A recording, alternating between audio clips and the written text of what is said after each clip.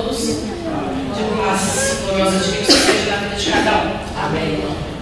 Hoje nós abrimos, o pastor abriu o culto, iniciou, e uma das coisas que ele falou foi que nós não podemos abraçar Deus, nós podemos abraçar alguém, ou uma causa, quem sabe.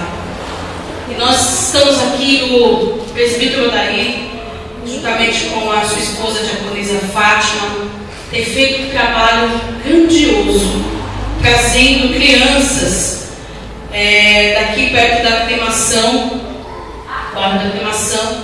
crianças carentes, e onde essas crianças têm sido muito abençoadas neste lugar.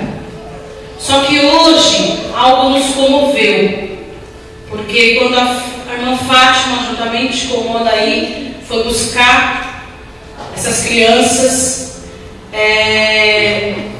a mãe delas, que nunca fez isso, não costuma fazer, ela falou para a irmã Fátima que as crianças estavam vindo apenas com um pão duro que ela tinha em casa para dar para aquelas crianças e que veio com um copo d'água. E isso me comoveu muito, porque eu tenho filhos, vocês têm família, e às vezes nós reclamamos porque na nossa casa só tem um arroz e um feijão, e às vezes um ovo para fritar, e aquela mãe não tinha nada para aquelas crianças. E depois nós fomos lá olhar para uma daquelas mães que estava tão aflita, uma avó que cuida de uma base de 8 crianças, não é isso, Fátima? Porque pais estão presos e aquela avó tem cuidado dessas crianças. Ela estava tão aflita, irmãos, tão aflita. E o que nós podemos dar no dia de hoje foi a nossa oração. Mas eu disse para elas que eu ia fazer um apelo aqui nessa igreja. E essa igreja é uma igreja doadora, uma igreja que tem coração doador, a mão aberta para doar.